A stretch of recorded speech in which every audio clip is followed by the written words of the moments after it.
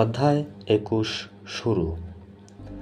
রস্তভদের নাচের ঘরে যখন ২ নম্বর নাচ চলছিল, ক্লান্ত বাজনাদাররা ভুল করছিল, আর শ্রান্ত পরিচারক ও রাঁধুনিরা রাতের খাবারের আয়োজন করছিল, সেই সময় কাউন্ট ভেজুখভের ষষ্ঠবার রোগের আক্রমণ হলো। ডাক্তাররা জানিয়ে দিল, নিরাময় অসম্ভব। নীরব দোষস্বীকৃতির পরে মুমূর্ষু লোকটির শেষ ভোজনানুষ্ঠান করা হলো। তৈললেপন অনুষ্ঠানেরও আয়োজন করা হলো। এই সমস্ত অনুষ্ঠানের সময় সাধারণতই যা হয়ে থাকে, বাড়িতে একটা হট্টগোল ও উৎকণ্ঠা চলতে লাগলো। বাড়ির বাইরের ফটকের ওপাশে একদল মুদাফরাজ হাজির আছে। কোনো গাড়ি এলেই তারা লুকিয়ে পড়ছে। আসলে একটা ব্যয়বহুল অন্ত্যেষ্টির নির্দেশের আশায় তারা অপেক্ষা করছে। মস্কোর সামরিক শাসনকর্তা কাউন্টের স্বাস্থ্যের খবর নিতে এতদিন পর্যন্ত বরাবর অ্যাড্রিকংকেই পাঠিয়ে এসেছে। ক্যাথরিনের দরবারে বিখ্যাত প্রবীণ সদস্য কাউন্ট বেজুখভকে শেষ বিদায় জানাতে আজ সন্ধ্যায় সে নিজেই এসেছে। জাঁকজমকপূর্ণ অভ্যর্থনা ঘরটিতে ভিড় জমে গেছে। মুমূর্ষ লোকটির পাশে নির্জনের প্রায় আধা ঘন্টা কাটিয়ে সামরিক শাসনকর্তা যখন বেরিয়ে এলো, তখন সকলেই সম্ভবে উঠে দাঁড়ালো, কোনো রকম তাদের অভিবাদনকে স্বীকৃতি জানিয়ে, এবং তা তাড়াতাড়ি সম্ভব ডাক্তার, পুরোহিত ও পরিবারের আত্মীয় স্বজনদের স্থির দৃষ্টির হাত থেকে রেহাই পাওয়ার চেষ্টায় সামরিক শাসনকর্তা চলে গেল। গত কয়েকদিনেই প্রিন্স ভ্যাসিলি কিছুটা শুকিয়ে গেছে, বিবর্ণ হয়ে গেছে। নিচু গলায় সামরিক শাসনকর্তার কানে কানে বার কয়েক কি যেন বলতে বলতে সেই ফটক পর্যন্ত তাকে পৌঁছে দিল। সামরিক শাসনকর্তা চলে গেলে প্রিন্স ভ্যাসিলি এক পায়ের উপর অপর পাটা তুলে হাঁটুর উপর কোনো রেখে হাত দিয়ে মুখটা ঢেকে একাকী নাচঘরের একটা চেয়ারে বসে পড়ল। সেইভাবে কিছুক্ষণ বসে থেকে সে উঠে দাঁড়ালো, ভয়ার্ত চোখে চারদিকে তাকালো। তারপর অস্বাভাবিক দ্রুত পা ফেলে লম্বা করিডরটা পেরিয়ে বাড়ির পিছন দিককার বড় প্রিন্সেসের ঘরের দিকে চলে গেল। স্বল্পলোকিত অভ্যর্থনা ঘরে যারা বসেছিল তারা ফিসফিস করে কথা বলছে। যখন কেউ মূর্ষ লোকটির ঘরে ঢুকছে বা বেরিয়ে আসছে, তখনই তারা দরজা খোলার সামান্য কাজ শব্দ শুনেই চুপ হয়ে যাচ্ছে, আর কৌতূহল ও প্রত্যাশার দৃষ্টিতে দরজার দিকে তাকাচ্ছে। মানব জীবনের সীমা অর্থ নির্দিষ্ট, তাকে পেরিয়ে যাওয়া সম্ভব নাও হতে পারে। বুড়ো পুরোহিত একজন মহিলাকে বলল। মহিলাটি তার পাশেই বসে সরলভাবে তার কথাগুলো শুনছিল। তৈললেপন অনুষ্ঠানের কি বিলম্ব যাচ্ছে না? মহিলাটি শুধালো। আহা মাদাম, সেটা তো খুব বড় অনুষ্ঠান। টাকমাথার যৎসামান্য জটাতা চুলে হাত বুলোতে বুলোতে পুরোহিত বলল। ঘরের অপর দিকে কে একজন জিজ্ঞেস করল, উনি কে? সামরিক শাসনকর্তা স্বয়ং কেমন যুবকের মতো দেখতে। হ্যাঁ, তার বয়স ৬০-এর উপরে। শুনলাম কাউন্ট নাকি এখন কাউকে চিনতে পারছেন না। তারা তো তৈললেপন অনুষ্ঠানটা করে ফেলতে চাইছে। আমি এমন লোকের কথাও শুনেছি যারা ৭ বার তৈললেপন অনুষ্ঠান হয়েছিল। মেজো প্রিন্সেস এইমাত্র রোগীর ঘর থেকে এসেছে। কেঁদে কেঁদে তার চোখ লাল হয়ে গেছে। সে ডালোরেনের পাশে গিয়ে বসল। ক্যাথরিনের প্রতিকৃতির নিচে টেবিলের উপর কনুইতে ভর দিয়ে ডাক্তার গম্ভীর হয়ে বসেছিল। আবহাওয়া সম্পর্কে একটা প্রশ্নের উত্তরে ডাক্তার বলল, সুন্দর। আবহাওয়া সুন্দর প্রিন্সেস। তাছাড়া মস্কোতে থাকলে মনে হয় যেন গ্রাম দেশেই আছি। দীর্ঘ নিঃশ্বাস ছেড়ে প্রিন্সেস বলল, সত্যিই তাই। তাহলে ওকে কিছু পানীয় দেওয়া যেতে পারে কি? লোরেন ভাবতে লাগলো। ওষুধ খেয়েছেন কি? হ্যাঁ। ডাক্তার ঘড়ি দেখল। ১ গ্লাস ফুটানো জলের মধ্যে ১ চিমটে লবণ মিশিয়ে দেবেন। ১ চিমটে বলতে কি বোঝায় তাও সে ২টো আঙুলের ডগা দিয়ে বুঝিয়ে দিল। জৈনক জার্মান ডাক্তার একজন অ্যাডিকংকে বলল, ৩য় আক্রমণের পর কোনো রোগী বেঁচে আছে এরকম দেখা যায়নি। অ্যাডিকং বলল, অথচ কত হিসাব মতো তিনি চলতেন, আর তার শরীরটাও কত ভালো ছিল। তারপর ফিসফিস করে বলল, তার সম্পত্তির উত্তরাধিকারী হবে। জার্মানটি হেসে তার জন্য লোকের অভাব হবে না। লোরেনের নির্দেশ মতো পানীয় তৈরি কাজ করে মেজর প্রিন্সেস ঘরে ঢুকল। দরজার শব্দ হতেই সকলে আর একবার দরজার দিকে চোখ ফেরালো। জার্মান ডাক্তারটি লোরেনের কাছে উঠে গেল। জার্মানটি খারাপ উচ্চারণের ফরাসি ভাষা জিজ্ঞেস করলো, আপনি কি মনে করেন উনি সকাল সকাল পর্যন্ত বাঁচবেন? লোরেন ঠোঁট বেঁকিয়ে একটা আঙুলকে না সূচকভাবে জোরে জোরে নাড়তে লাগলো। নিচু গলায় বলল, আজ রাতেই, তারপরে নয়। সে যে রোগীর অবস্থা সঠিক বুঝতে পেরেছে এবং বলতে পেরেছে, এই আত্মতৃপ্তিকে শিষ্টাচারসম্মত হাসি হেসে সে সরে গেল। এদিকে প্রিন্স ভ্যাসেলি দরজা খুলে প্রিন্সেসের ঘরে ঢুকল। ঘরের ভিতরটা প্রায় অন্ধকার। দেবমূর্তির সামনে দুটো ছোট বাতি শুধু জ্বলছে। ঘরময় ফুল ও ধূপের গন্ধ। ছোট ঘটর আসবাব, হোয়াট নট, ক্যাভার্ড ও ছোট টেবিল ছড়িয়ে আছে। পর্দার ওপাশে একটা উঁচু সাদা পালকের বিছানা দেখে পড়েছে। একটা ছোট কুকুর ডাকতে শুরু করলো, কে দাদা? প্রিন্সেস উঠে চুলটা ঠিক করলো। অবশ্য তার চুল বেশ পরিপাটিই ছিল। কিছু কি ঘটেছে? জিজ্ঞেস করলো। আমারও তো ভয় করছে। ক্লান্তভাবে চেয়ারে বসে পড়ে প্রিন্স আস্তে বলল, না, কোনো পরিবর্তন নেই। আমি এসেছি তোমার সঙ্গে একটু কাজের কথা বলতে। কাঁতেছে, ঘরটা কিন্তু বেশ গরম রেখেছ। সে কথা বলতেই হবে।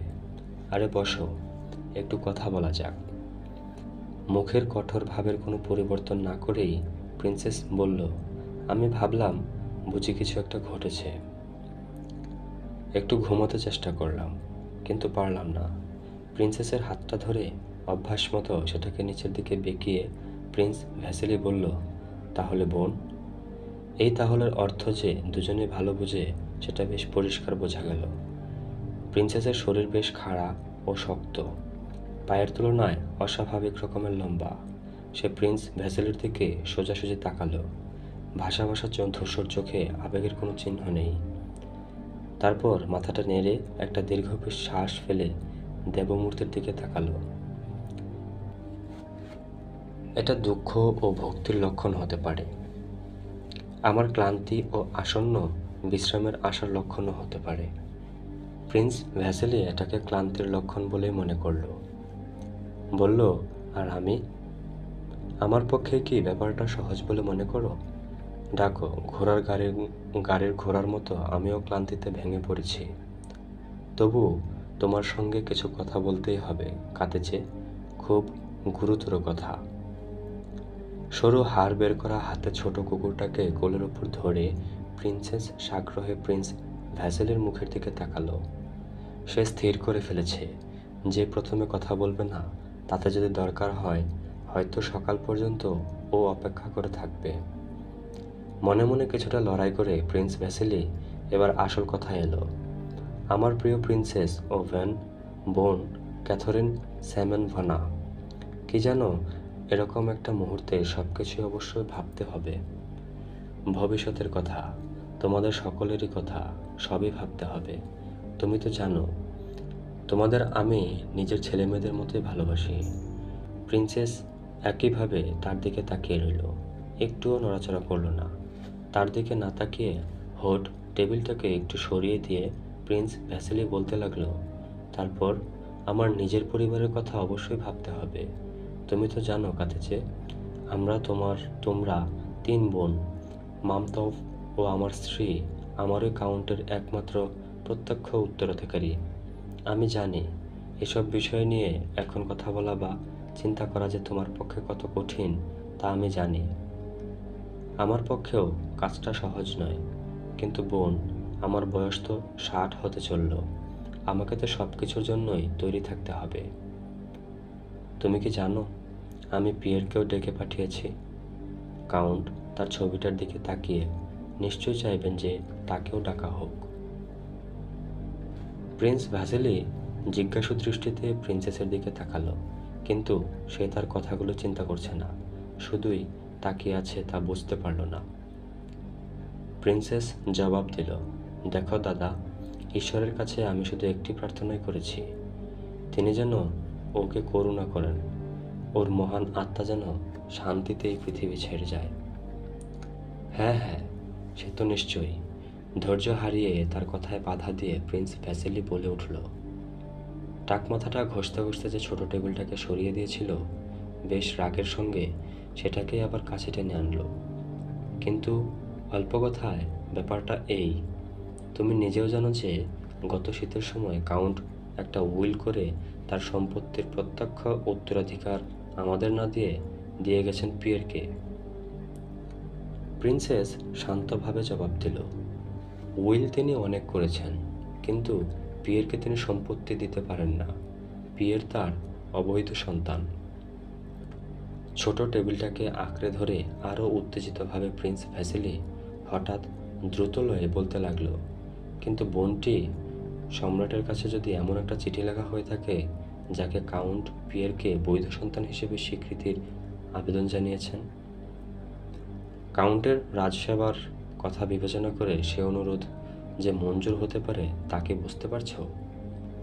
প্রিন্সেস এমনভাবে হাসলো যেন সে সবই জানে, এমনকি বক্তার চাইতে বেশিই জানে। তার হাতটা ধরে প্রিন্স ভ্যাসিলি বলতে লাগলো, তোমাকে আরও বলতে পারি, চিঠিটা লেখা হয়েছিল কিন্তু পাঠানো হয়নি, কিন্তু সম্রাট সেটা জানেন। একমাত্র কথা হলো সেটা নষ্ট করে ফেলা হয়েছে অথবা হয়নি। যদি না হয়ে থাকে তাহলে যে মুহূর্তে সব শেষ হয়ে যাবে এবং কাউন্টের কাগজপত্র ভোলা হবে, তখনই উইল এবং চিঠিটা সম্রাটকে পাঠানো হবে। আর আবেদন অবশ্যই মঞ্জুর হবে। বৈধ সন্তান হিসেবে সব কিছু পাবে পিয়ের। আর আমাদের অংশ?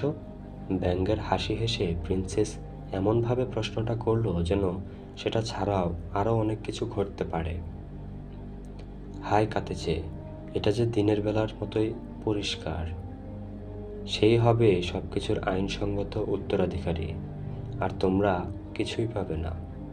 তোমাকে তাই জানতেই হবে উইল ও চিঠি লেখা হয়েছিল কিনা এবং সেগুলি নষ্ট করে ফেলা হয়েছে কিনা। আর সেগুলোর কথা বাদ যদি কারো মনে না থাকে তাহলে তোমাকে জানতে হবে সেগুলো কোথায় আছে। সেগুলোকে খুঁজে বার করতে হবে, কারণ তারপর।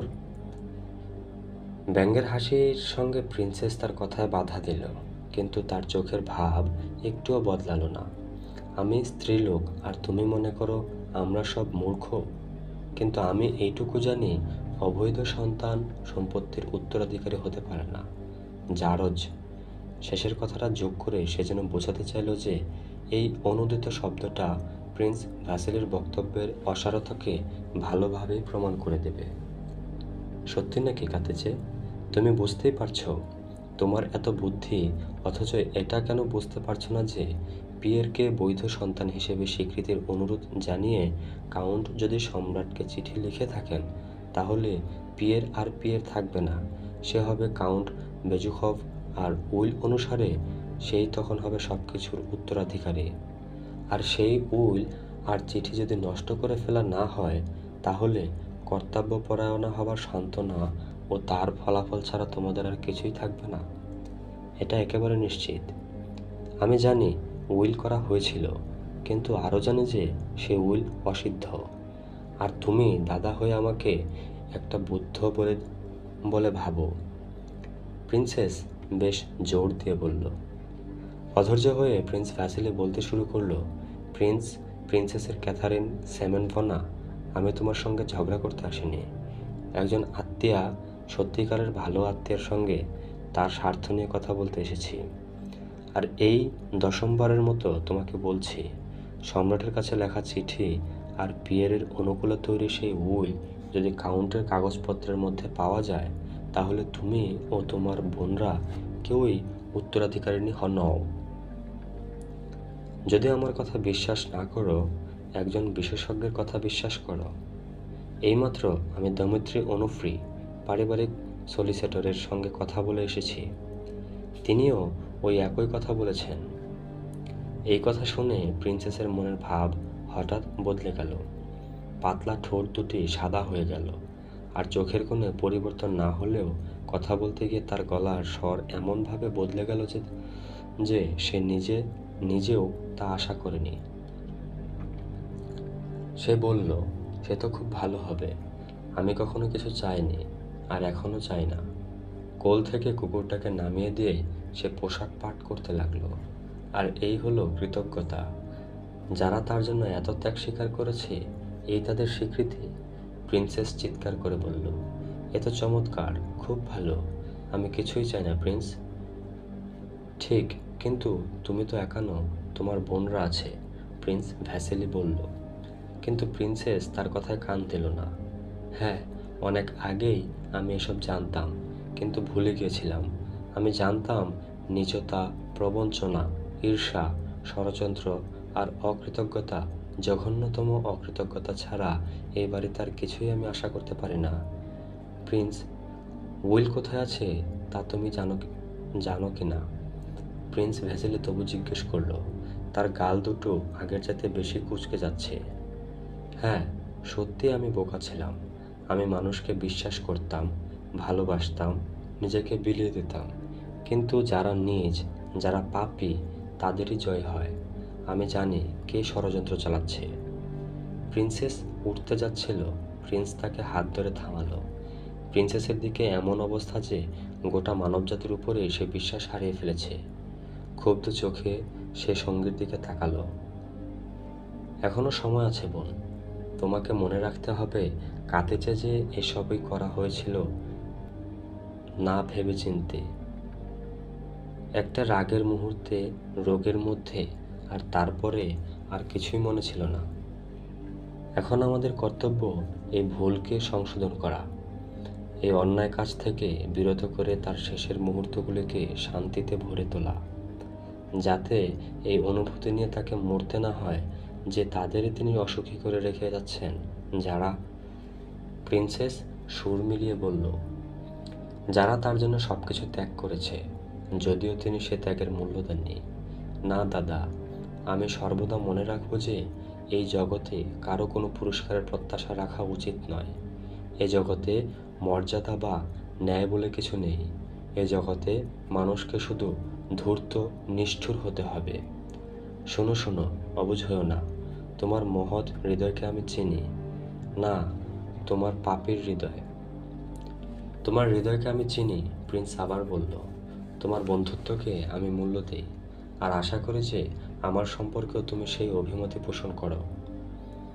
এভাবে ভেঙে পড়ো না। একদিনই হোক আর 1 ঘন্টায় হোক, এখনো সময় আছে। এসো, আমরা বুদ্ধির সঙ্গে আলোচনা করি। উইল সম্পর্কে সব কথা আমাকে বলো। সবচাইতে বড় কথা, সেটা কোথায় আছে? তুমি নিশ্চয় জানো। এই মুহূর্তে সেটা নিয়ে কাউন্টকে দেখাও। তিনি নির্ঘাত উইলের কথা ভুলেই গেছেন এবং সেটা নষ্ট করে ফেলতে চাইবেন, ঠিক যেন তার মনের বাসনাকে ঠিক ঠিক মতো পূর্ণ করাই আমার একমাত্র কামনা। শুধু সেই জন্যই আমি এখানে এসেছি এবং তোমাকে সাহায্য করতেই আমি এসেছি। এবার আমি সব বুঝতে পারছি। আমি জানি কে ষড়যন্ত্র করছে। আমি জানি, প্রিন্সেস চেঁচিয়ে বলে উঠল। সেটা আসল কথা নয় বোন। এ তোমাদের সেই আশ্রিতা, সেই মিষ্টি প্রিন্সেস ভেসকায়া, সেই আন্না মিখাইলভনা, যাকে আমি বাড়ির দাসী রাখতেও রাজি নই।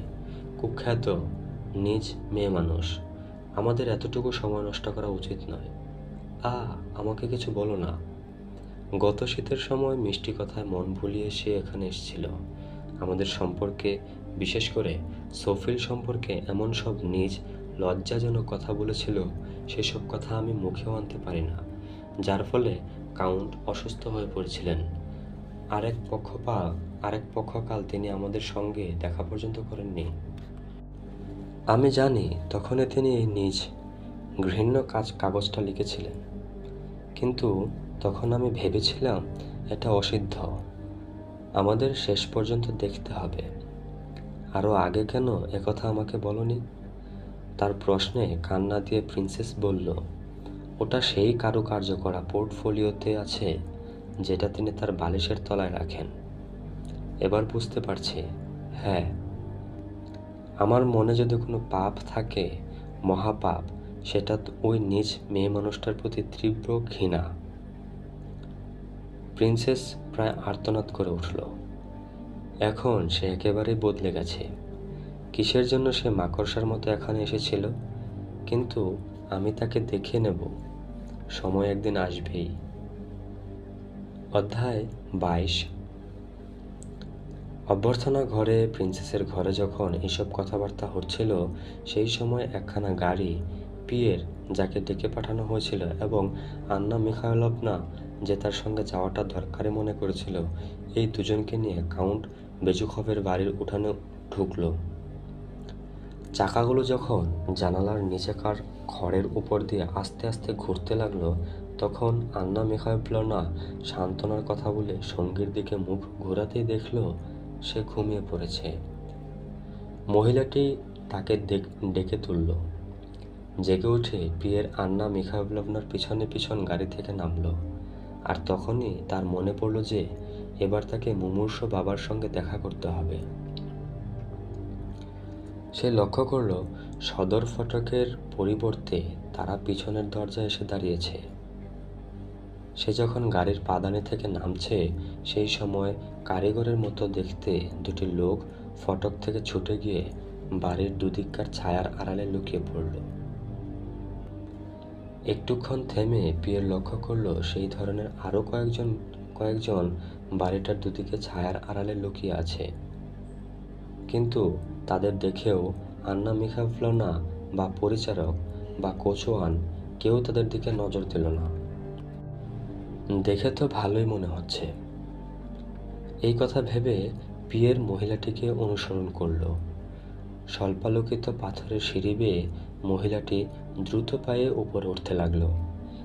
পিয়ের একটু পিছিয়ে পড়ায় তাকে ডেকে নিল। কাউন্টের কাছে যাওয়ার পর তাকে প্রয়োজন কেন সে তা বুঝতে পারছে না। আরও বুঝতে পারছে না কেন সে পিছনের দরজা দিয়ে যাচ্ছে। তবু আন্না মিখাইলভনার নিশ্চিত ও দ্রুত পদক্ষেপ বিবেচনা করে সে ধরেই নিল যে যাওয়াটা একান্তই প্রয়োজনীয়। সিঁড়ির মাঝামাঝি পৌঁছে গামলাবাহী দুটি লোকের সঙ্গে তাদের প্রায় ধাক্কাধাক্কি হবার জোগাড়। বুট খটখটিয়ে তারা দুজনে দৌড়ে নেমে আসছিল। পিয়ের ও আন্না মিখাইলভনাকে পথ করে দেবার জন্য লোক দুটি দেয়াল ঘেঁষে সরে দাঁড়ালো। তাদের দুজনকে সেখান থেকে একটু অবাক হলো না। আন্না মিখাইলভনা তাদের একজনকে জিজ্ঞেস করল, এটা কি প্রিন্সেসদের ঘরে যাবার পথ? যেন এখন সব কিছুই চলতে পারে এমনি ভাব দেখিয়ে পরিচারকটি জোর গলায় বলল, হ্যাঁ, বাঁদিকের দরজা ম্যাম। ল্যান্ডিংয়ে পৌঁছে পিয়ের বলল, কাউন্ট হয়তো আমাকে ডেকে পাঠাননি, আমি বরং আমার নিজের ঘরেই চলে যাই। আন্না মিখাইলভনা তার উঠে আসার গল্প অপেক্ষায় একটু দাঁড়ালো। সেদিন বিকেলে ছেলের সঙ্গে কথা বলার সময় যেমনটি করেছিল, সেইভাবে পিয়েরের কাঁধে হাত রেখে মহিলাটি বলল, দেখো বাবা, বিশ্বাস করো যে তোমার চাইতে আমার দুঃখটা কিছু কম নয়, কিন্তু মানুষের মতো হও। চশমার উপর দিয়ে তার দিকে তাকিয়ে পিয়ের বলল, কিন্তু সত্যি বলছি, আমার চলে যাওয়াই ভালো। আহা, তোমার প্রতি যদি অন্যায় কিছু হয়েই থাকে সেটা ভুলে যাও। শুধু ভাবো যে তিনি তোমার বাবা, হয়তো এখন তিনি মৃত্যু যন্ত্রণায় ভুগছেন। মহিলা দীর্ঘশ্বাস ফেলল। প্রথম থেকে তোমাকে আমি ছেলের মতো ভালোবেসেছি। আমার উপর ভরসা রেখো পিয়ের, তোমার স্বার্থ আমি ভুলবো না। পিয়ের একটা কথাও বুঝল না, কিন্তু এসব যে ঘটতে বাধ্য সেই ধারণা তার মনে দৃঢ়তর হলো। বাধ্য ছেলের মতো সে আন্না মিখাইলভনাকে অনুসরণ করল। মহিলা ততক্ষণে দরজাটা খুলে ফেলেছে। দরজা দিয়ে একটা পিছনের ঘরে ঢোকা গেল। সেখানে এক কোণে বসে প্রিন্সেস একটি বুড়ো চাকর মোজা বুনছিল। বাড়ির এদিকটায় পিয়ের কখনো আসেনি। এসব ঘরের অস্তিত্বের কথাও সে জানে না। ট্রের উপরে একটা ডিক্যান্টার নিয়ে একটি দাসী তার পাশ কাটিয়ে চলে যাচ্ছিল। তাকে আদর করে সোনামণি বলে ডেকে আন্না মিখাইলভনা প্রিন্সেসদের স্বাস্থ্যের খোঁজ খবর নিল। তারপর পিয়েরকে নিয়ে পাথরের দালান ধরে এগিয়ে চলল। বাঁদিকে প্রথম দরজাটা দিয়ে প্রিন্সেসদের মহলে যাবার পথ। ডিক্যান্টার হাতে দাসীটি তাড়াতাড়িতে দরজাটা বন্ধ করে যায়নি। সে সময় বাড়িতে সবকিছুতে একটা তাড়াহুড়া চলছে। পিয়ের ও আন্না মিখাইলভনা যেতে যেতে তাদের পাশের সেই ঘরটার দিকে চোখ ফেলল, যেখানে প্রিন্স ভ্যাসিলি ও বড় প্রিন্সেস ঘনিষ্ঠ হয়ে বসে থাকার কথা বলছিল। তাদের যেতে দেখে প্রিন্স ভ্যাসিলি আচমকা সরে বসল, আর প্রিন্সেস লাফ দিয়ে উঠে বেপরোয়াভাবে গায়ের সব জোর দিয়ে দরজাটাকে সশব্দে বন্ধ করে দিল। কাজটা প্রিন্সেসের স্বভাবের পক্ষে এতই বেমানান এবং প্রিন্স ভ্যাসেলির মুখে যে ভয়ের ভাব খেলে গেল সেটাও তার মর্যাদার পক্ষে এতই খাপছাড়া যে পিয়ের থেমে গিয়ে প্রশ্ন দৃষ্টিতে মহিলার দিকে তাকালো। আন্না মিখাইলভনা কোনো রকম বিস্মিত হলো না। ঈষৎ হেসে একটা নিঃশ্বাস ছাড়ল মাত্র, যেন বলতে চাইল যে এই রকম কিছুই সে আশা করেছিল। পিয়েরের চাউনির উত্তরে সে বলল, মানুষ হতে শেখো বাবা, তোমার স্বার্থ আমি দেখব। সে আরও দ্রুত পা চালিয়ে দিল। পিয়ের এই সব কিছু বুঝতে পারছে না। তার স্বার্থ দেখার মানে কি তাও না, কিন্তু সে ধরে নিয়েছে যে যা হচ্ছে তা হতে বাধ্য। দালান পার হয়ে কাউন্টের অভ্যর্থনা ঘরের পাশের একটা বড় স্বল্পালোকিত ঘরে তারা ঢুকল। এই ঘরটা পিয়েরের কাছে পরিচিত, কিন্তু এখানেও দেখা গেল একটা শূন্য স্নানের টব। কার্পেটের উপর পানি ছড়িয়ে আছে। ধনুচি হাতে একজন ডিয়েকন ও একটি চাকরের সঙ্গে তাদের দেখা হলো, কিন্তু তাদের লক্ষ্য না করে দুজন পা টিপে টিপে চলে গেল। তারা অভ্যর্থনা ঘরে ঢুকল। এ ঘরটা পিয়েরের পরিচিত। দুটো বড় ইতালীয় জানালা সবজি ঘরের দিকে খোলা। বড় বড় আবক্ষ মূর্তি আর ক্যাথারিন দি গ্রেটের একটা পূর্ণাবয়ব প্রতিকৃতি। সেই একই সব লোক একই অবস্থায় বসে পরস্পর ফিসফিস করে কথা বলছে। সকলে চুপ করে চোখ তুলে তাকালো। তাদের সামনে বিবর্ণা অশ্রুমুখী আন্না মিখাইলভনা আর মাথা নিচু করে ভীরু অনুসরণকারী পিয়েরের শক্ত সমর্থ দেহ। আন্না মিখাইলভনা মুখ দেখে বোঝা গেল চরম মুহূর্ত যে সমাগত সে বিষয়ে সে খুবই সচেতন। সে বুঝতে পারছে, যেহেতু এমন একজনকে সঙ্গে নিয়ে সে এসেছে যার সঙ্গে মুমূর্ষ লোকটি দেখা করতে ইচ্ছুক, কাজেই নিজের প্রবেশ সম্পর্কে সে নিশ্চিত। ঘরের চারদিকে দ্রুত চোখ বুলিয়ে কাউন্টের স্বীকৃতির গ্রহণকারীকে দেখতে পেয়ে সে সেই দিকে এগিয়ে গেল এবং প্রথমে তার ও পরে অপর একজন পুরোহিতের আশীর্বাদ গ্রহণ করল। একজন পুরোহিতকে সে বলল, ঈশ্বরকে ধন্যবাদ যে আপনি ঠিক সময়েই এসেছেন। আমরা আত্মীয় স্বজনরা এত উৎকণ্ঠায় কাটাচ্ছি। আবারও নরম গলায় বলল, এই যুবকটি কাউন্টের ছেলে। কি ভয়ঙ্কর মুহূর্ত। এই কথা বলে সে ডাক্তারের কাছে গেল। বলল, প্রিয় ডাক্তার, এই যুবকটি কাউন্টের ছেলে। কোনো আশা আছে কি? ডাক্তার তাড়াতাড়ি উপরের দিকে চোখ তুলে নীরবে কাঁধে ঝাঁকুনি দিল। আন্না মিখাইলভনা কাঁধ ও চোখের সেই একই ভঙ্গি করে একটা নিঃশ্বাস ফেলল। তারপর ডাক্তারের কাছ থেকে পিয়েরের কাছে সরে গেল। বিশেষ শ্রদ্ধায় ও মমতায় বিষণ্ণ গলায় তাকে বলল, তার করুণায় বিশ্বাস রেখো। একটা ছোট সোফা দেখিয়ে তাকে বসতে বলে মহিলা নীরবে দরজাটার দিকে এগিয়ে গেল। সকলের দৃষ্টি সেই দরজার দিকে। দরজায় কাজ করে একটু শব্দ হলো। মহিলা দরজার ওপাশে অদৃশ্য হয়ে গেল। পিয়ের মনে মনে স্থির করল তার অভিভাবিকার সব কথাই মেনে চলবে। তাই তার নির্দেশিত সোফাটার দিকে এগিয়ে গেল। আন্না মিখাইলভনা চলে যাবার পর মুহূর্তে সে লক্ষ্য করল ঘরের সবগুলো চোখ তাকেই দেখছে। সে সব চোখে ফুটে উঠেছে কৌতূহল ও সহানুভূতির চাইতেও কিছু বেশি। অর্থপূর্ণ দৃষ্টিতে তার দিকে তাকিয়ে সকলেই ফিসফিস করে কথা বলছে। সকলে তাকে এমনভাবে সম্মান দেখাচ্ছে যা সে এর আগে কখনো পায়নি। একটি বিচিত্র মহিলা আসন থেকে উঠে সেই আসনে তাকে বসতে বলল। পিয়েরের হাত থেকে একটা দস্তানা পরে যেতেই একজন এডিকং এসে সেটা কুড়িয়ে নিয়ে তার হাতে দিল। ডাক্তার নীরব শ্রদ্ধায় তাকে পথ ছেড়ে সরে দাঁড়ালো। পিয়েরো নিঃশব্দে এডিকংয়ের হাত থেকে দস্তানাটা নিল এবং হাঁটুর উপরে হাত দুটো রেখে মিশরীয় মূর্তির মতো মহিলার দেওয়া সেই আসনে বসল। মনে মনে স্থির করল এসবই ভবিতব্য, যা হবার তাই হচ্ছে। আর যাতে মাথাটা ঘুরে না যায় এবং বোকার মতো কাজ করে না বসে, সেই জন্য আজ রাতে সে নিজের ধারণা মতো কাজ করবে না। যারা তাকে চালিয়ে নিয়ে যাচ্ছে তাদের ইচ্ছার উপরেই নিজেকে সম্পূর্ণভাবে ছেড়ে দেবে। তারপর 2 মিনিটও যায়নি, এমন সময় প্রিন্স ভ্যাসিলি রাজকীয় ভঙ্গিতে মাথা উঁচু করে ঘরে ঢুকল। বুকে 3টে তারকা লাগানো এবং লং কোট পরনে।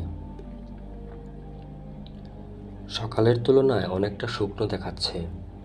চারদিকে তাকিয়ে সে যখন পিয়েরকে দেখতে পেল, তখন তার চোখ দুটো স্বাভাবিকের চাইতে বড় দেখালো।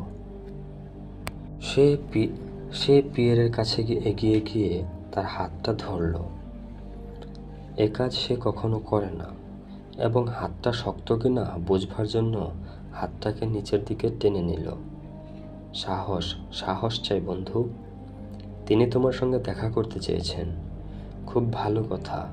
সে বেরিয়ে যেতে উদ্যত হলো, কিন্তু পিয়েরের মনে হলো জিজ্ঞাসা করে কেমন আছেন, কিন্তু ইতস্তত করল। মুমূর্ষ লোকটিকে কাউন্ট বলা উচিত হবে কিনা বুঝতে পারল না, আবার বাবা বলতেও লজ্জা করল। আধা ঘন্টা আগে তার একটা আক্রমণ হয়েছে। সাহস বন্ধু, সাহস। পিয়েরের মনটা এতই বিচলিত ছিল যে আক্রমণ কথাটা শুনে কিছুর আঘাতের কথাই তার মনে পড়ল না। বিব্রতভাবে সে প্রিন্স ভ্যাসিলির দিকে তাকালো, তবে একটু পরেই সে বুঝতে পারল যে আক্রমণ মানে রোগের আক্রমণ। ভ্যাসিলি যেতে যেতে লোরেনকে কি যেন বলে আঙুলে ভর দিয়ে পা টিপে টিপে দরজা দিয়ে বেরিয়ে গেল। পা টিপে সে ভালো হাঁটতে পারে না, তাই প্রতিটি পদক্ষেপেই তার গোটা শরীর কাঁপতে লাগলো। প্রিন্সেস তাকে অনুসরণ করল। পুরোহিতরা, ডিয়েকনরা ও কিছু চাকরও দরজার দিকে এগিয়ে গেল। দরজা দিয়ে ভেতরের কোনো কিছু হারবার একটা শব্দ শোনা গেল। শেষ পর্যন্ত আন্না মিখাইলভনা মুখে কর্তব্য পালনের সেই একই দৃঢ় ভঙ্গি নিয়ে ছুটে বেরিয়ে এলো এবং পিয়েরের কাঁধে আস্তে হাত রেখে বলল, ঈশ্বরের করুণা অপরিসীম। তৈললেপন অনুষ্ঠান শুরু হতে চলেছে। চলো। নরম কার্পেটের উপরে পা ফেলে পিয়ের দরজার কাছে গেল। সেই বিচিত্র মহিলা এডি কিংকং ও কয়েকটি চাকরও তার পিছন পিছন এলো। পিয়েরের মনে হলো সে ঘরে ঢুকতে এখন যেন আর অনুমতির কোনো দরকার নেই। অধ্যায় 23। অনেকগুলো স্তম্ভ ও খিলানে বিভক্ত এবং দেয়ালে দেয়ালে পারসিক কার্পেটে ঝোলানো এই বড় ঘরটি পিয়েরের খুবই পরিচিত। স্তম্ভগুলির পিছনে ঘরে একটা অংশের একপাশে আছে সিল্কের মশারি ঢাকা একখানি উঁচু মেহগনি খাট। অপরদিকে মস্ত বড় আলমারির উপর দেবমূর্তিগুলোর সামনে উজ্জ্বল মিখায় লাল আলো জ্বলছে। রুশ গির্জায় সান্ধ্য উপাসনার সময় যেমনটি জ্বলে। আলোকোজ্জ্বল দেবমূর্তিগুলোর নিচে একটা লম্বা ইনভ্যালিড চেয়ারে পাতা রয়েছে, তাতে সদ্য বদলানো কয়েকটি বরফ সাদা বালিশ। পিয়ের দেখল ঝকঝকে সবুজ লেপে কোমর পর্যন্ত ঢেকে সেই চেয়ারে বসে আছে তার বাবা, কাউন্ট বেজুখবের পরিচিত সমুন্নত দেহ প্রশস্ত কপালের উপর পাকা চুলের রশি সিংহের কেশরের মতো কথা মনে করিয়ে দেয়। সুদর্শন রক্তাভ মুখে অনেক বলিরেখার আলপনা। মোটা হাত দুখানি লেপের বাইরে রেখে দেবমূর্তিগুলির ঠিক নিচে সে হেলান দিয়ে রয়েছে।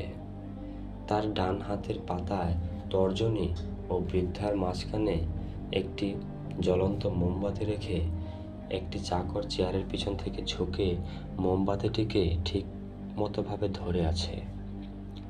পুরোহিতরা চেয়ারের পাশে দাঁড়িয়ে জ্বলন্ত মোমবাতির হাতে নিয়ে ধীর ও গম্ভীরভাবে অনুষ্ঠান পরিচালনা করছে। ছোট প্রিন্সেস দুটি পিছনে দাঁড়িয়ে রুমালে চোখ মুছছে, আর তাদের বড় বোন কাঁদিছে কুটিল স্থির দৃষ্টিতে দেবমূর্তিগুলোকে তাকিয়ে আছে।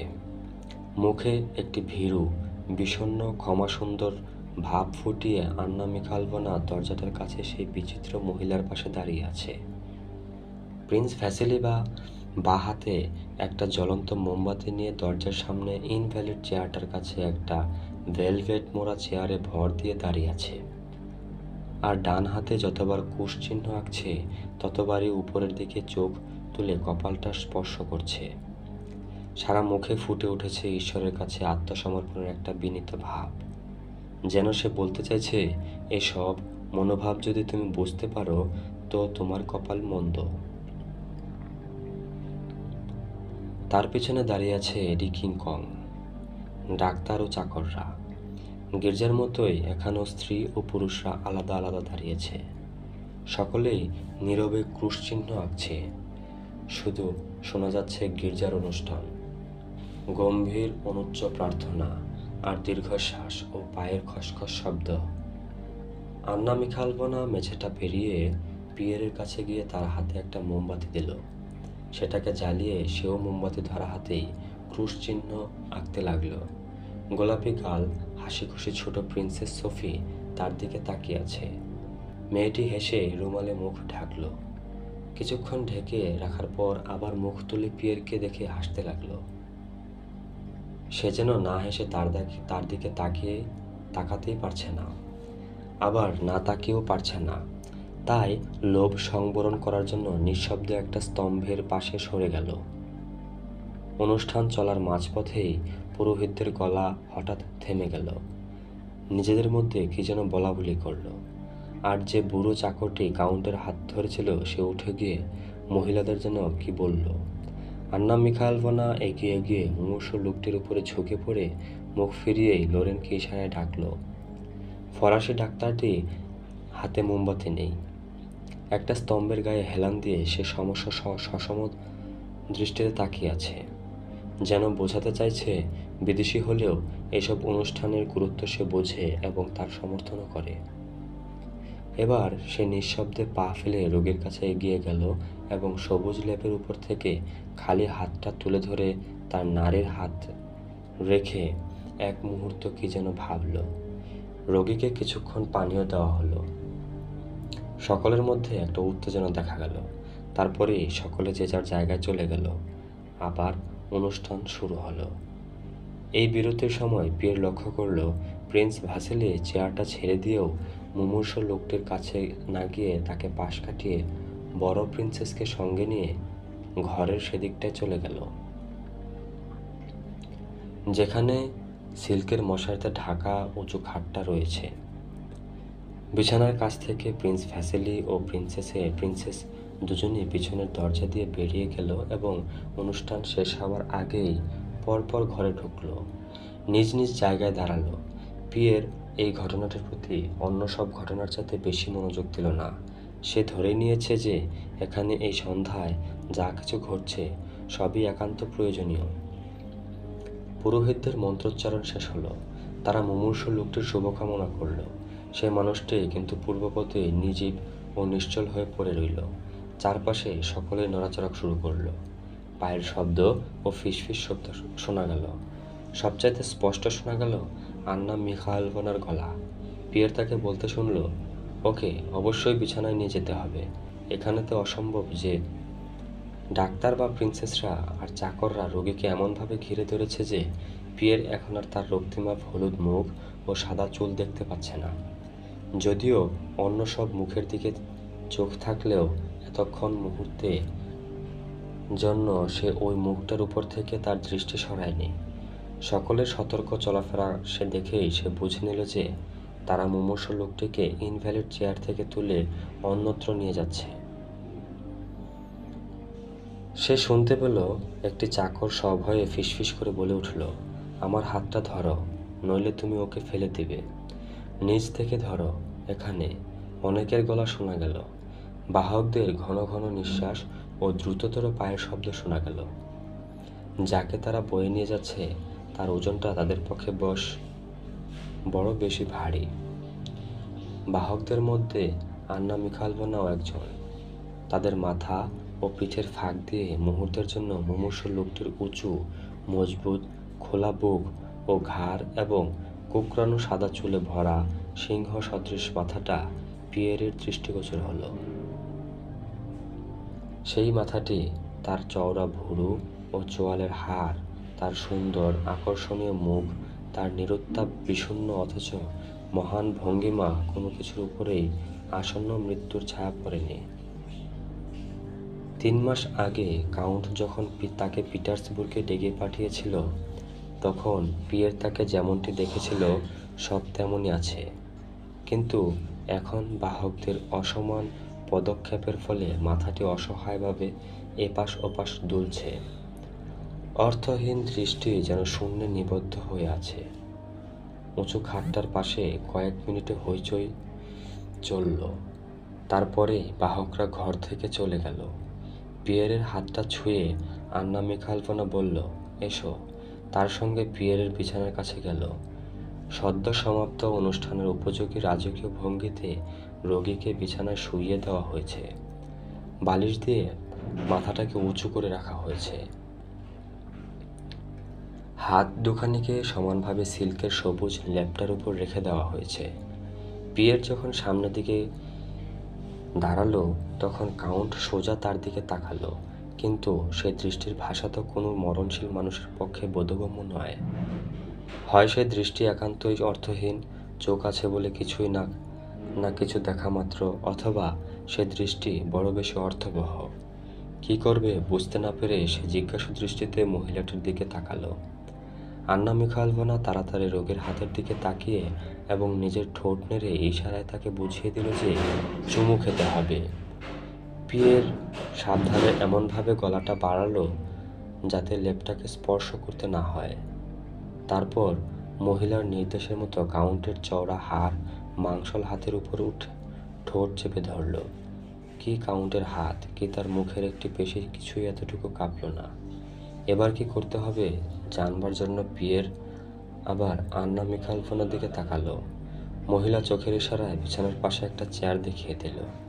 পিয়ের অনুগতভাবে চেয়ারে বসে মহিলার দিকে তাকালো, যেন জানতে চাইল সে ঠিক কাজ করছে কিনা। আন্না মিখাইলভনা সমর্থনসূচক ঘাড় নাড়ল। পিয়ের মিশরীয় প্রস্তর মূর্তির মতো চুপচাপ বসে রইল, যেন তার অগোছালো শক্তি শরীরটা ঘরের অনেকখানি জায়গা জুড়ে থাকায় সে বড়ই বিব্রত বোধ করছে এবং নিজেকে যথাসম্ভব হুট করে রাখতে চেষ্টা করছে। আবার কাউন্টের দিকে তাকালো। বসবার আগে পিয়েরের মুখটা যেখানে ছুঁয়েছিল, এখনো সেই জায়গাটাতে কাউন্টের দৃষ্টি নিবদ্ধ। পিয়ের পুত্রের মিলনের এই শেষ মুহূর্তগুলির সকরুণ গুরুত্ব সম্পর্কে সে যে সম্পূর্ণ সচেতন, আন্না মিখাইলভনা হাবে ভাবে তা বুঝিয়ে দিল। এইভাবে 2 মিনিট কাটল। পিয়েরের মনে হলো যেন একটা ঘন্টা। সহসা মুখের চওড়া পেশি ও রেখাগুলি কাঁপতে লাগলো, কাঁপনটাই বাড়তে লাগলো। সুন্দর মুখখানি একদিকে বেঁকে গেল। এই প্রথম পিয়ের বুঝতে পারল তার বাবা মৃত্যুর কত কাছে এসে পড়েছে। আর সেই বিকৃত মুখের ভিতর থেকে একটা অস্পষ্ট কর্কশ শব্দ বেরিয়ে এলো। রুগ্ন লোকটি কি চাইছে বুঝবার জন্য আন্না মিখাইলভনা সাগ্রহে তার চোখের দিকে তাকালো। প্রথমে পিয়েরকে দেখালো, তারপরে কিছু পানীয় দেখালো। ফিসফিস করে প্রিন্স ভ্যাসিলির নাম করলো। ল্যাপটা দেখালো। রোগীর চোখে মুখে অধৈর্য ফুটে উঠল। খাটের মাথার দিকে যে চাকরটি সর্বক্ষণ দাঁড়িয়ে আছে, রোগী তার দিকে তাকাতে চেষ্টা করলো। পাশ ফিরে শুতে চাইছেন বলে চাকরটি মনিবের ভারী দেহটাকে দেয়ালের দিকে ফিরিয়ে দেবার চেষ্টা করল। তাকে সাহায্য করতে পিয়েরও উঠে গেল। কাউন্টকে পাশ ফিরিয়ে দেবার সময় তার একটা হাত এলিয়ে পড়ল। হাতটাকে টেনে তুলে রোগী বৃথায় চেষ্টা করল। যেরকম আতঙ্কিত দৃষ্টিতে পিয়ের সেই নির্জীব হাতটাকে দেখেছিল, সেটা লক্ষ্য করেই হোক অথবা অন্য কোনো চিন্তার প্রেরণাতেই হোক, রোগী একবার তার অশক্ত শিথিল হাতটার দিকে আর একবার পিয়েরের ভয়ার্ত মুখের দিকে তাকালো। আবার সে তাকালো নিজের হাতের দিকে। তখনই তার দুর্বল মুখে একটা দুর্বল করুণ হাসি খেলে গেল। সে হাসি তার গম্ভীর মুখে বেমানান। মনে হলো সে বুঝি নিজেই নিজের অসহায় অবস্থাকে ব্যঙ্গ করছে। সে হাসি দেখে পিয়েরের বুকের ভিতরটা অপ্রত্যাশিতভাবে কেঁপে উঠল। তার নাকটা সুরসুর করে উঠল, দুই চোখ জলে ঝাপসা হয়ে এলো। রোগীকে দেয়ালের দিকে ফিরিয়ে শুইয়ে দেওয়া হলো। দীর্ঘশ্বাস ফেলল। একটি প্রিন্সেসকে ঘরে ঢুকতে দেখে আন্না মিখাইলভনা বলল, উনি ঝিমুচ্ছেন, এসো আমরা চলে যাই। পিয়ের বেরিয়ে গেল। অধ্যায় 23 এখানেই শেষ।